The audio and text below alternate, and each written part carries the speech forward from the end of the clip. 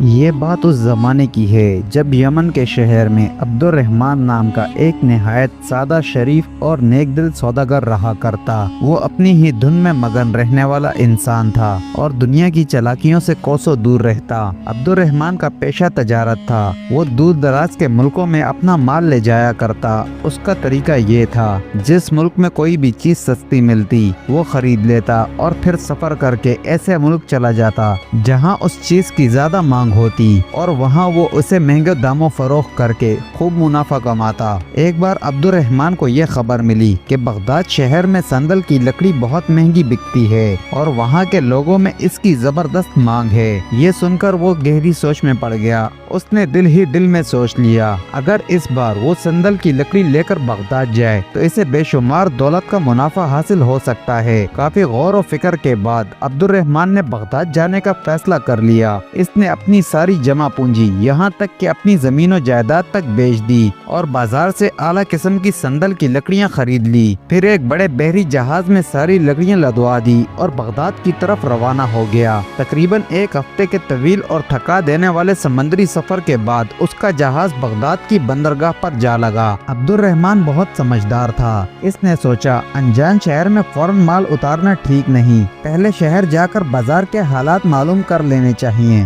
پھر اطمینان سے جہاز سے مال اتروایا جائے۔ لیکن بری خبر اور خوشبو کو پھیلنے میں دیر نہیں لگتی۔ بہت جلد بغداد کے تاجروں میں یہ خبر جنگل کی آگ کی طرح پھیل گئی کہ ایک پردیسی سوداگر لاکھوں روپے کی سندل لے کر شہر آیا ہے۔ یہ خبر اڑتے اڑتے بغداد کے ایک سندل کے تاجر قاسم تک جا پہنچی۔ قاسم نہایت مکار اور لالچی قسم کا آدمی تھا۔ یہ خبر سن کر وہ فکر مند ہو گیا اور سوچنے لگا، اگر یہ پردیسی سوداگر یہاں آ کر تجارت کرے گا تو میری فروخت کم ہو جائے گی، ممکن ہے میرا کاروبار ہی تباہ ہو جائے۔ یہ سوچ کر اس نے ایک چال چلنے کا فیصلہ کیا کہ وہ سوداگر کے شہر میں داخل ہونے سے پہلے ہی اس کے جال میں پھنس جائے۔ چنانچہ بغداد کا وہ ٹھگ تاجر سندل کی چند لکڑیاں لے کر اپنے گھوڑا گاڑی پر سوار ہوا اور عبد الرحمن سے ملنے کے لیے شہر سے باہر روانہ ہو گیا۔ عبد الرحمن شہر کے باہر ان تاجروں کے پڑاؤ میں ٹھہرا ہوا تھا جو دوسرے ملکوں سے بغداد تجارت کے لیے آئے ہوئے تھے۔ وہاں بہت سے خیمے لگے ہوئے تھے جن میں مختلف ملکوں کے تاجر مقیم تھے۔ انہی میں سے ایک خیمہ عبد الرحمن کا بھی تھا۔ عبد الرحمن اپنے خیمے میں بیٹھا سوچ رہا تھا کہ آج شہر کے باہر کوئی خاص خبر نہ ملی، مگر کل صبح وہ شہر کے اندر جا کر سندل کے دام معلوم کرے گا، ممکن ہے وہاں اچھے دام مل جائیں۔ دوسری طرف مکار قاسم نے عبد الرحمن کے خیمے کے بالکل قریب اپنا خیمہ گاڑ لیا۔ جب رات ہوئی اور اندھیرا چھا گیا تو اس نے اپنی چال چلی۔ اس نے روٹیاں پکانے کا بہانہ بنا کر چولہے میں سندل کی لکڑیاں جلانا شروع کر دی۔ جیسے ہی سندل جلنے لگی اس کی خوشبو فضا میں پھیل گئی اور سوداگر عبد الرحمن کی ناک تک جا پہنچی۔ وہ چونک اٹھا اور سوچنے لگا، ارے یہ تو سندل کی خوشبو ہے، کون سندل کی لکڑیاں جلا رہا ہے؟ مجھے معلوم کرنا چاہیے، میں نے تو سنا تھا یہاں سندل کے دام بہت زیادہ ہیں، پھر یہ کون سا بیوقوف ہے جو اس طرح انہیں جلا کر برباد کر رہا ہے؟ یہ سوچ کر وہ فوراً اپنے خیمے سے باہر نکلا اور سندل کی خوشبو سونگھتا ہوا قاسم کے خیمے کے پاس جا پہنچا۔ وہاں کا منظر دیکھ کر وہ بہت حیران ہوا کہ واقعی ایک آدمی سندل کی لکڑیوں کو جلا کر کھانا پکا رہا ہے۔ عبد الرحمن نے اس سے کہا، ارے میاں تم کون ہو اور اتنی قیمتی سندل کی لکڑیوں کو اس طرح کیوں جلا کر برباد کر رہے ہو؟ قاسم نے بڑی معصومیت سے جواب دیا، آؤ بھائی تشریف رکھو، میرا نام قاسم ہے، میں بغداد کا رہنے والا ہوں اور یہاں سندل کا کاروبار کرتا ہوں۔ لیکن بھائی تم کون ہو اور تم نے سندل کو قیمتی کیوں کہا؟ عبد الرحمن بولا، میرا نام عبد الرحمن ہے، میں یمن سے آیا ہوں، میں یمن سے یہاں سندل کی تجارت کرنے آیا ہوں۔ میں نے تو سنا تھا بغداد میں سندل بہت مہنگا بکتا ہے، لیکن تم تو اسے معمولی لکڑی کی طرح جلا رہے ہو۔ جب قاسم نے دیکھا اس کا تیر بالکل نشانے پر لگا ہے اور شکار جال میں پھنس رہا ہے تو وہ جھوٹی ہمدردی جتاتے ہوئے بولا، بڑے افسوس کی بات ہے بھائی، تم یہاں سندل کا کاروبار کرنے آئے ہو، تب تو تم بری طرح لٹ लौट गए। यहाँ तो संदल कौड़ियों के भाव बिकता है, इसकी यहाँ कोई कदर नहीं। ये बात सुनकर अब्दुर्रहमान के चेहरे की हवाइयाँ उड़ गई। वो घबरा कर बोला, क्या कहा मोहतरम? मैंने तो अपनी सारी जमीन जायदाद बेचकर संदल खरीद लिया है। अगर ये अच्छी कीमत पर ना बिका तो मैं बर्बाद हो जाऊंगा और कहीं का नहीं रहूंगा। कासिम अपनी चाल को मजीद मजबूत करते हुए कहने लगा, देखो भाई, मैं गलत नहीं कह रहा। अगर तुम्हें मेरी बात पर यकीन ना हो तो कल सुबह शहर जाकर किसी से भी पूछ लेना। अब तो अब्दुर्रहमान की आंखों के आगे अंधेरा सा छा गया। वो मायूसी से सोचने लगा, या अल्लाह, अब मेरा क्या होगा? अगर ये संदल ना बिका तो मैं अपने वतन वापस जाने के काबिल भी नहीं रहूंगा। अब्दुर्रहमान को गम और सोच में डूबा हुआ देखकर कासिम कहने लगा, दोस्त, तुम बिल्कुल गमगीन ना हो। पता नहीं क्यों तुम्हारी ये हालत देखकर मुझे तुम पर तरस आ रहा है। तुम परदेसी हो और हमारे मेहमान हो, तुम्हारी मदद करना मेरा फर्ज है। तुम ऐसा करो, कुछ देर के बाद मेरे साथ शहर चलो, मैं तुम्हारा सारा संदल खरीद लूंगा और उसके बदले में इतने ही वजन की जो चीज तुम चाहो वो ले लेना। मैं खुशी से तुम्हें वो चीज दे दूंगा। कासिम की मीठी मीठी बातें सुनकर अब्दुर्रहमान को कुछ तसल्ली हुई। इसने सोचा कि चलो कुछ तो वापस मिल जाएगा। वो बोला, ठीक है भाई, मुझे ये सौदा मंजूर है।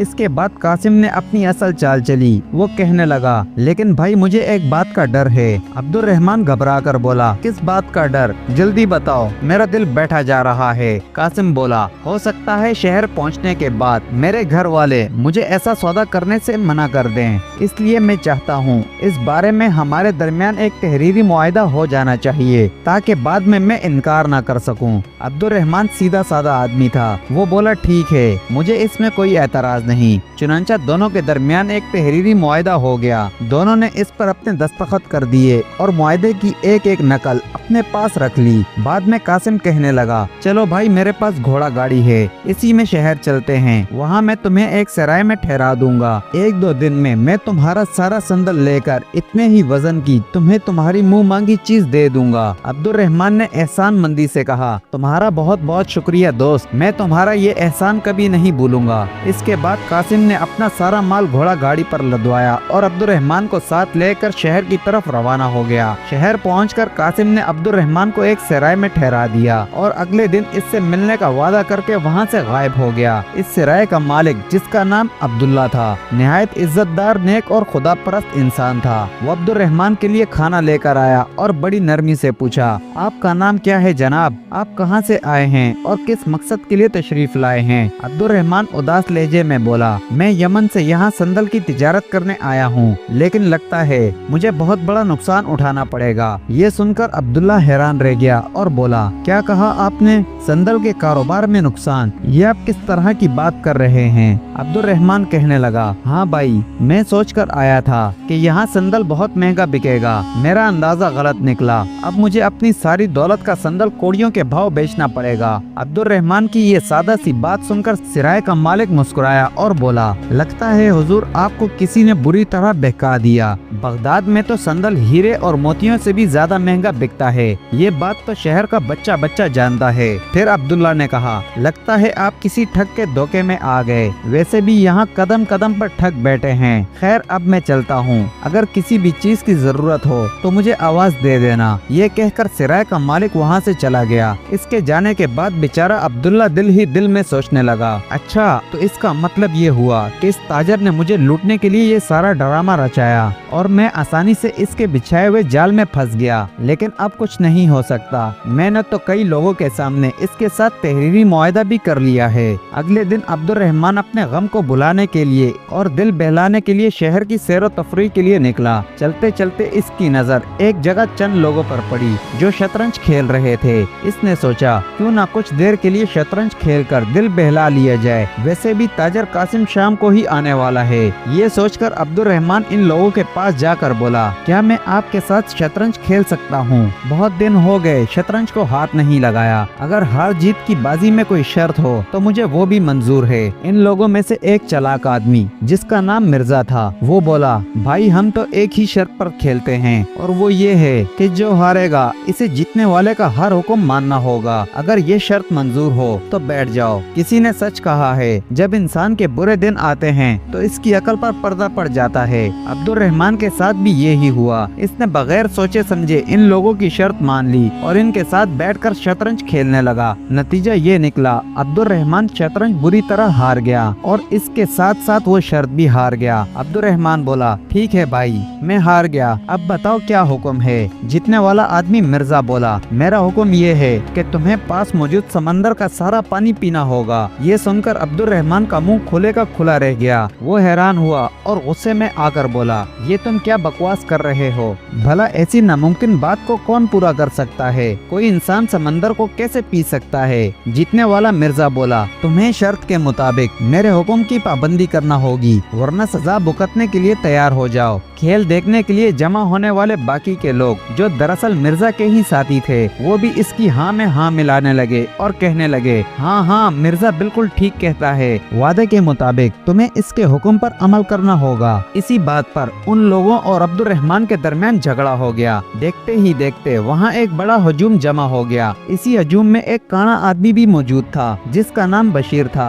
वो दिल ही दिल में सोचने लगा, ये अच्छा मौका है, ऐसी सोने की चिड़िया दोबारा हाथ नहीं आएगी। वो काना आदमी बशीर आगे बढ़ा और अब्दुल रहमान का गिरबान पकड़कर बोला, भाइयों ये मकार आदमी तुम्हारी बात हरगिज नहीं मानेगा, क्योंकि मैं इसे अच्छी तरह जानता हूँ। बेहतर यही है कि तुम लोग इसे सिपाहियों के हवाले करके कोतवाल के पास ले जाओ। वहाँ के लोग पूछने लगे, तुम कौन हो और तुम इसे कैसे जानते हो? वो काना बोला, भाइयों ये एक मकार और ठग है, इसने मुझे अपनी मीठी मीठी बातों में फंसाकर मेरी एक आंख चुरा ली और मैं हाथ मलता रह गया। लोग हैरान हुए और बोले, क्या वाकई? वो आदमी बोला, और नहीं तो क्या, तभी तो मैं काना हो गया। उसकी बात सुनकर अब्दुल रहमान बुरी तरह घबरा गया और दिल ही दिल में सोचने लगा, या अल्लाह ये अब कौन सी नई मुसीबत आन पड़ी, भला कोई आंख भी चुरा सकता है। वो काना आदमी रोते हुए लोगों से कहने लगा, भाइयों मेरी दोनों आंखें बिल्कुल ऐसी ही थी जैसे इस आदमी की हैं। पहले ये खुद काना था, फिर इसने मेरी एक आंख चुराकर अपनी आंख की जगह लगा ली और मुझे बदसूरत बना दिया। खुदा के लिए आप लोग इससे मेरी एक आंख वापस दिलवा दें। काने आदमी की बात खत्म होते ही हजूम गुस्से से चीख उठा, निकालो इस मक्कार की आंख और इसके असल मालिक को वापस कर दो। हाँ हाँ निकालो, यही इसकी सजा है। अब्दुल रहमान चीख उठा, रुक जाओ तुम लोग, ये आदमी झूठ बोल रहा है, मैंने पहले इसे कभी नहीं देखा। इसी वक्त हजूम में से एक और आदमी उठा जिसका नाम फिरोज था। वो बोला, ठहरो भाइयों, इसकी एक आंख निकालने के साथ साथ मेरा भी इंसाफ कर दो। अब्दुल रहमान की तरफ बढ़ती हुई भीड़ रुक गई और इस आदमी से पूछने लगी, क्या हुआ, क्या इसने तुम्हारे साथ भी कोई चालाकी की है? वो बोला, हाँ भाइयों, इस मकार ने कुछ दिन पहले मुझसे मेरे लोहे का पजामा ठग लिया। मेहरबानी करके इसकी आंख के साथ साथ मेरे लोहे का पजामा भी वापस दिलवा दो। ये सुनते ही भीड़ ने अब्दुल रहमान को पकड़ लिया और इसकी पिटाई शुरू कर दी। लोग इससे आंख और लोहे का पजामे का मुतालबा करने लगे। बेचारा अब्दुल रहमान चकरा कर रह गया और अपनी बदकिस्मती पर रोने लगा। हजूम के हाथों से बचने का उसे कोई रास्ता नजर नहीं आ रहा था। भीड़ में मौजूद सब लोग यही कह रहे थे, काने की आंख वापस कर दो वरना हम तुम्हें जान से मार देंगे। बताओ इस भले आदमी का लोहे का पजामा कहाँ है, वरना तुम हमारे हाथों से नहीं बचोगे। अब्दुल रहमान दिल ही दिल में सोचने लगा, ए खुदा, मैं ये किस मुसीबत में फंस गया हूँ, अब तू ही मेरी मदद करने वाला है। खुदा को भी शायद इस पर तरस आ गया और इसने अब्दुल रहमान की फरियाद सुन ली और अब्दुल रहमान की मदद के लिए सराय के मालिक अब्दुल्ला को वहाँ भेज दिया। जब अब्दुल्ला ने अब्दुल रहमान को पिटते हुए देखा तो दिल ही दिल में सोचने लगा, अरे ये तो वही भला आदमी है जो कल मेरे सराय में ठहरा हुआ था। लोगों ने इसे मार मार कर क्या हाल बना दिया है, मुझे इसकी मदद करनी चाहिए। मालूम नहीं प्रदेश में आकर ये किस मुसीबत में फंस गया है। सराय के मालिक ने फौरन आगे बढ़कर भीड़ को खामोश करा दिया और सारा माजरा पूछा। हकीकत जानने के बाद उन्हें समझने में देर न लगी कि अब्दुल रहमान ठगों के जाल में फंस चुका है और ये सब ठग अलग अलग तरीकों से इसे लूटना चाहते हैं। सब कुछ सुनने और समझने के बाद वो भीड़ से बोला, सुनो भले आदमियों, ये शख्स बहुत मार खा चुका है, ये एक मुसाफिर है और मेरे सिराय में ठहरा हुआ है। अब इसे मेरी जमानत पर छोड़ दो और तुम लोग जब और जिस हालत में कहोगे मैं इसे अदालत में पेश कर दूंगा। सिराय का मालिक अब्दुल्ला की ईमानदारी और नेकी पूरे शहर में मशहूर थी, इसलिए भीड़ ने इनकी बात मान ली और सब लोग अपने अपने घरों को चले गए। सिराय के मालिक ने अब्दुल रहमान से कहा, आओ भाई हम सराय चलते हैं, वहाँ पहुँचकर मैं तुम्हारी मरहम पट्टी कर दूंगा। अगर मैं वक्त पर न आता तो मालूम नहीं ये लोग तुम्हारा क्या हाल करते। सिराय पहुंचकर अब्दुल्ला ने सबसे पहले अब्दुल रहमान के जख्मों पर दवा लगाई और फिर बोले, सुनो भाई, ये शहर ठगों और बदमाशों से भरा पड़ा है और तुम इनके जाल में बुरी तरह फंस चुके हो। चूँकि तुम एक नेक और भले आदमी हो, इसलिए मुसीबत से निकालने के लिए मैं तुम्हें एक तरीका बता सकता हूँ। मेरी बात को गौर से सुनो। इस शहर में जितने भी ठग और बदमाश हैं, इन सब का एक उस्ताद है जो आंखों से अंधा है, सब उसे अंधा उस्ताद कहते हैं। ये सारे ठग शाम के वक्त उसके पास जाकर अपनी अपनी हरकतें सुनाते हैं और वो अंधा उस्ताद इनकी चालाकियों की कमी निकालकर इन्हें नई नई तरकीबें बताता है। किसी भी तरह हो, आज ही रात तुम अपना बेस बदल कर वहाँ पहुँच जाना। जिन लोगों ने तुम्हें अपने जाल में फंसा रखा है वो भी वहाँ जरूर आएंगे। ठगों का अंधा उस्ताद इन्हें जो भी मशवरा दे तुम बड़ी तवज्जो से सुनते रहना।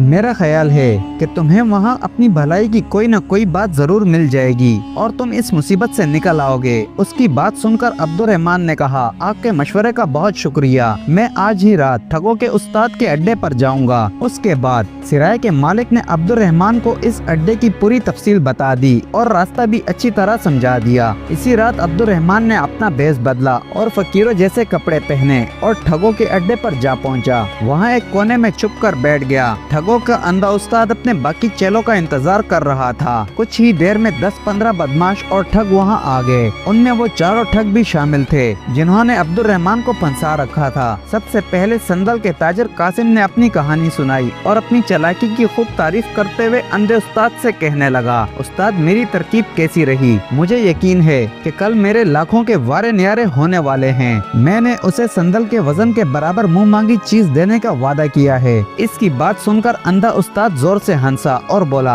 अरे नादान, तुम अपनी ही चालाकी में खुद फंस गए हो। तुमने उस आदमी के साथ तहरीरी मुआहदा किया है, संदल के बदले जो भी मांगेगा तुम्हें देना पड़ेगा। अब जरा सोचो, अगर उस आदमी ने संदल की लकड़ी के बदले पिस्सू नाम का कीड़ा मांग लिया तो तुम इसे क्या दोगे? क्योंकि पिस्सू इतना हल्का होता है तो अगर तुम सारी उम्र भी इसे पकड़ते रहो तो एक पाव पिस्सू भी जमा नहीं कर सकोगे। तुमने इस बात का ख्याल नहीं किया होगा। अंधे उस्ताद की ये बात सुनकर संदल के ताजिर कासिम हक्का बक्का रह गया, मगर फिर जरा संभल कर बोला, उस्ताद बात तो आपकी वाकई काम की है, लेकिन भला वो बेवकूफ सौदागर ये बात कहाँ सोच पाएगा? ये कहकर कासिम जोर से हंसने लगा। उसके बाद शतरंज खेलने वाला मिर्जा ने अपना किस्सा सुनाया, किस तरह इसने सौदागर को पानी पीने की शर्त पर हरा दिया। ये सुनकर अंधा उस्ताद बोला, तुम भी धोखे में आ गए नादान। अगर वो आदमी तुमसे कह दे मैं शर्त के मुताबिक सारा समंदर का पानी पीने को तैयार हूँ, लेकिन पहले तुम इन सब दरियाओं और नदियों को बंद कर दो जो हर वक्त समंदर में गिरती रहती हैं और इसका पानी बढ़ाती रहती हैं, ताकि मैं आराम से पानी पी सकूं। फिर तुम क्या करोगे? क्या तुम नदियों और दरियाओं को बंद करने जाओगे? ये सुनकर शतरंज जीतने वाला मिर्जा खामोश हो गया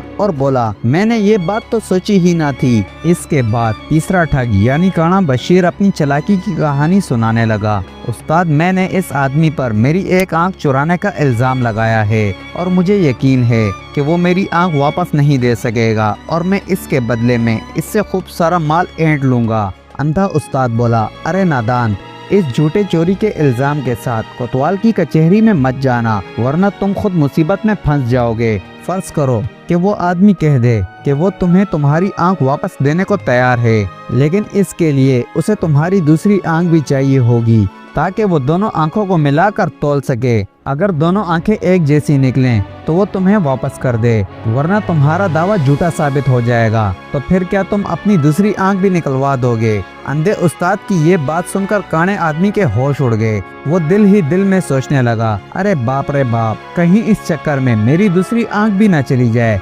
आखिर में लोहे के पजामे वाला ठग फिरोज अपनी मकारी सुनाने लगा और हंसते हुए बोला, मैं भी कोतवाल की कचहरी में यही कहूँगा। अगर वो मुझे लोहे का पजामा ना दे सका तो मुझे इसके बदले में 10,000 सोने के सिक्के दिलवा दिए जाएं। استاد میرے خیال میں میری ترکیب میں کوئی کمی نہیں۔ اندھا استاد بولا تمہاری ترکیب بھی غلط ہے۔ اگر وہ آدمی یہ کہہ دے کہ وہ تمہیں لوہے کا پاجامہ سی کر دینے کو تیار ہے لیکن اسے سینے کے لیے پہلے لوہے کا دھاگا چاہیے تو پھر تم کیا کرو گے؟ وہ دھاگا کہاں سے لاؤ گے؟ یہ سن کر فیروز بھی سوچ میں پڑ گیا۔ ارے استاد میرا تو سارا منصوبہ ہی بگڑ گیا۔ اس کے بعد وہ چاروں ٹھگ آپس میں صلاح مشورہ کرنے لگے اور استاد سے بولے استاد جی وہ سوداگر تو بالکل ایک نمبر کا بیوقوف آدمی ہے۔ بھلا ایسی عقل مندی کی باتیں اس کے دماغ میں کہاں سے آئیں گی؟ ہم تو کل ہی کوتوال کی کچہری میں جائیں گے اور سب اپنے اپنے دعوے پیش کر دیں گے، آگے جو ہوگا دیکھا جائے گا۔ اندھے استاد نے کہا تمہاری باتوں اور تمہاری چالوں میں جو کمیاں تھی میں نے تمہیں وہ سب بتا دی،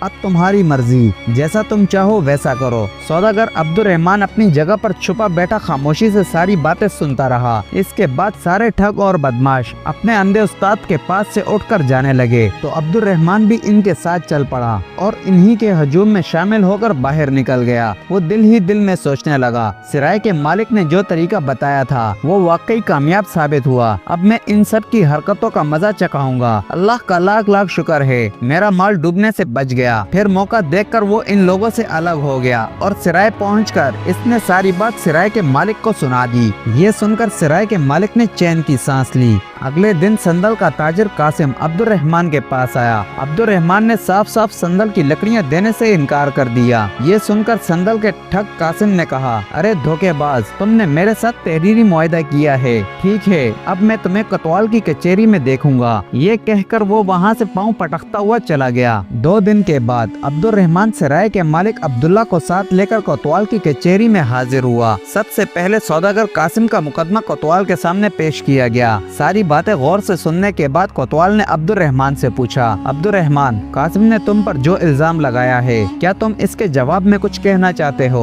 عبد الرحمن بولا جی حضور، میں عرض کرنا چاہتا ہوں کہ مجھ پر لگائے گئے تمام الزامات سراسر غلط ہیں۔ کوتوال نے کہا لیکن قاسم کا کہنا ہے تم دونوں کے درمیان سندل کی خرید و فروخت کے بارے میں جو تحریری معاہدہ ہوا تھا اس پر تم نے دستخط کیے تھے اور معاہدہ بھی سامنے موجود ہے۔ عبد الرحمن بولا حضور میں اس بات سے انکار نہیں کرتا کہ میں نے معاہدے پر دستخط کیے تھے۔ میں تو اس معاہدے کے مطابق قاسم کو سندل کی ساری لکڑیاں دینے کو تیار ہوں، لیکن قاسم ہی اس معاہدے پر لکھی ہوئی بات سے مکر رہا ہے اور مجھے میری منہ مانگی چیز دینے پر آمادہ نہیں۔ قاسم چیخ کر بولا یہ جھوٹ بولتا ہے حضور، میں شرط کے مطابق اسے سندل کے وزن کے برابر وہ چیز دینے کو تیار ہوں جو یہ مانگے گا۔ تب عبد الرحمن نے اپنی چال چلی اور کہا تو پھر تم سندل کی لکڑیوں کے وزن کے برابر مجھے پسو لا کر دو۔ یہ سنتے ہی قاسم کے ہوش اڑ گئے۔ اندھے استاد کی بات سچ ہو گئی۔ وہ گڑگڑاتے ہوئے کوتوال سے بولا حضور میں اتنے پسو کہاں سے لاؤں؟ پسو تو بہت ہلکا ہوتا ہے اور انہیں پکڑنا بھی ناممکن ہے، مجھے معاف کر دیں، میں اپنا دعویٰ واپس لیتا ہوں۔ کوتوال نے اسے ڈانٹتے ہوئے کہا نہیں اب تم ایسا نہیں کر سکتے، تمہاری باتوں سے صاف ظاہر ہوتا ہے تم نے اس بھولے بالے تاجر کو بلا وجہ تنگ کیا ہے۔ میں تم پر 10,000 سونے کے سکوں کا جرمانہ عائد کرتا ہوں اور اس میں سے آدھی رقم تمہیں عبد الرحمن کو دینی پڑے گی۔ وہ ٹھگ بہت رویا، گڑ گڑایا، مگر کوتوال نے اس کی ایک نہ سنی اور جرمانے کی رقم وصول کر کے اس میں سے 5,000 سونے کے سکے عبد الرحمن کو دلوا دیے۔ اس کے بعد دوسرے ٹھگ فیروز کی باری آئی۔ وہ ڈرتا کانپتا کوتوال کے سامنے آیا اور عبد الرحمن کے اوپر لوہے کے پاجامے چرانے کا الزام لگایا۔ عبد الرحمن بولا حضور یہ آدمی بالکل جھوٹا ہے، میں نے اس کے لوہے کا پاجامہ نہیں چرایا، میرا ماننا یہ ہے لوہے کا پاجامہ بن ہی نہیں سکتا، اگر بن سکتا ہے تو مجھے لوہے کا پاجامہ سینے کے لیے لوہے کا دھاگا دیا جائے، میں اسی لوہے کے دھاگے سے لوہے کا پاجامہ سی دوں گا۔ یہ سن کر لوہے کا پاجامہ مانگنے والا وہ آدمی دل ہی دل میں سوچنے لگا ارے باپ رے، میں تو خود ہی اپنے جال میں پھنس گیا ہوں۔ کوتوال نے کہا عبد الرحمن ٹھیک کہتا ہے، حقیقت یہ ہے اگر لوہے کا پاجامہ موجود ہے تو تم لوہے کا دھاگا لا کر دو۔ یہ سن کر وہ ٹھگ آگے کچھ نہ کہہ سکا اور کانپنے لگا۔ کوتوال انصاف پسند ہونے کے ساتھ ساتھ نہایت سخت مزاج بھی تھا، اسے اس دھوکے کو سمجھنے میں دیر نہ لگی۔ اس نے فوراً اپنی کچہری میں موجود سپاہیوں کو حکم دیا اس جھوٹے مکار ٹھگ کو فوراً یہاں سے لے جاؤ، اسے 50 کوڑے مارو اور 6 ماہ کے لیے قید میں ڈال دو۔ وہ ٹھگ بہت رویا، گڑ گڑایا اور اپنے جھوٹ پر معافی مانگنے لگا، مگر کوتوال نے اس کی ایک एक ना सुनी। सिपाही इसे पकड़कर वहाँ से ले गए। अब तीसरे यानी काने बशीर की बारी आई, जो ताजर अब्दुर्रहमान पर अपनी आंख चुराने का इल्जाम लगा रहा था। कोतवाल ने पूछा, क्यों भाई अब्दुर्रहमान, क्या वाकई तुमने इसकी एक आंख चुराई है? अब्दुर्रहमान बोला, ये मुझ पर सरासर झूठा इल्जाम है। आप खुद ही सोचें, भला एक आंख भी चुराई जा सकती है। फिर भी अगर इसका दावा सच्चा है तो मैं अपनी एक आंख इसे देने को तैयार हूँ, लेकिन इंसाफ के लिए जरूरी है पहले ये अपनी दूसरी आंख निकाल कर मेरे सामने रखे, फिर मैं उसकी आंख के साथ अपनी निकाली हुई आंख को मिलाकर तोलूंगा। अगर दोनों आंखें एक जैसी साबित हुई तो मैं खुशी खुशी इसे अपनी एक आंख दे दूंगा, वरना इसे झूठ बोलने की सजा दी जाए। ये सुनकर वो काना आदमी घबरा गया और चीख उठा, हजूर, ये आपको बहकाने की कोशिश कर रहा है, इसकी बातों में मत आइए, ये तो मुझे बिल्कुल अंधा कर देना चाहता है। कोतवाल ने कहा, सच और झूठ का फैसला मैं करूंगा। अब्दुर्रहमान की बात बिल्कुल दुरुस्त है। मालूम होता है कि वाकई तुम्हारी आंख इसके पास है, तो तुम दूसरी आंख निकाल कर दो। दोनों आंखों को मिलाकर सच और झूठ का फैसला किया जाएगा। कोतवाल की ये बात सुनकर उस आदमी के होश उड़ गए। ये सोच कर के कहीं दूसरी आंख भी न चली जाए, वो कोतवाल के कदमों में गिर पड़ा और रहम की भीख मांगने लगा। हजूर, मुझे माफ कर दें, मैंने इस पर झूठा इल्जाम लगाया था। मैं अपना जुर्म कबूल करता हूँ, मगर मेरी दूसरी आंख मत निकलवाएं। इसकी मक्कारी देखकर कोतवाल को गजबनाक गुस्सा आया। इसने एक जोरदार ठोकर मारी और कहा, दूर हट जा ए गुनाहगार, और सिपाहियों को हुक्म दिया, इसे भी यहाँ से ले जाओ और इसे भी 50 कोड़े और 6 माह के लिए कैद खाने में डाल दो। फिर सबसे आखिर में शतरंज की शर्त लगाने वाला ठग मिर्जा पेश हुआ। इसने बड़ी मक्कारी से अपनी बात सुनाई और कहा, हजूर, यहाँ सब लोग गवाह हैं, आप चाहें तो इनसे पूछ लें। मैंने शतरंज जीत कर ही ये शर्त जीती थी, मगर अब ये मेरे हुक्म पर अमल नहीं कर रहा। ये सुनकर कोतवाल ने अब्दुर्रहमान से पूछा, अब्दुर्रहमान, तुमने शर्त हारने के बावजूद इसके हुक्म पर अमल क्यों नहीं किया? तुमने समंदर का पानी क्यों नहीं पिया? क्या तुम इस बात से इनकार करते हो तुमने शतरंज के वक्त शर्त नहीं लगाई थी? अब्दुर्रहमान बोला, हजूर, मैंने शर्त लगाई थी और मैं इससे हार भी गया था। मैं इसके हुक्म पर अमल करने और समंदर का पानी पीने को भी तैयार हूँ, मगर आप इससे कहें कि ये पहले तमाम नदियों और दरियाओं को बंद करवाए जो हर वक्त समंदर में गिरती हैं। जब तक पानी बराबर समंदर में आता रहेगा, मैं समंदर को खाली कैसे करूँगा? ये सुनकर कोतवाल को यकीन हो गया, मिर्जा भी एक मक्कार और ठग है। इसने फैसला सुनाते हुए कहा, ये शर्त सरासर धोखे पर मबनी है, चुनांचे मिर्जा को भी सख्त सजा दी जाए और अब्दुर्रहमान को बाइज्जत बरी कर दिया जाए। यूं अकल और होशियारी के बल पर अब्दुर्रहमान ने चारों ठगों को इनके अंजाम तक पहुंचा दिया और कोतवाल की चेहरे में इंसाफ की जीत हुई। इसके बाद अब्दुर्रहमान खुशी खुशी सराय के मालिक अब्दुल्ला के पास वापस पहुंचा और इनका शुक्रिया अदा करते हुए बोला, ये सब आपकी मेहरबानी से हुआ है, मैं आपका कर्ज सारी जिंदगी नहीं भूलूंगा। अब्दुल्ला ने कहा, इसमें कर्ज की कोई बात नहीं, तुम एक सीधे साधे इंसान हो, खुदा ही तुम्हारी मदद कर रहा है। अब्दुर्रहमान ने कुछ दिन वहाँ गुजारे और अपनी संदल की सारी लकड़ियाँ बेचकर खूब सारा मुनाफा कमाया और खुशी खुशी समंदरी जहाज पर बैठकर अपने शहर यमन की तरफ रवाना हो गया। दोस्तों, उम्मीद करता हूँ आपको ये स्टोरी पसंद आई होगी। अगर आपको ये स्टोरी पसंद आई हो तो हमारे चैनल मोरल स्टोरी को सब्सक्राइब करें, लाइक करें, शेयर करें और बेल आइकन दबाना ना भूलें, ताकि इस तरह के मजीद दिलचस्प और पुराने किस्से आप तक जल्द ही जल्द पहुँचते रहें।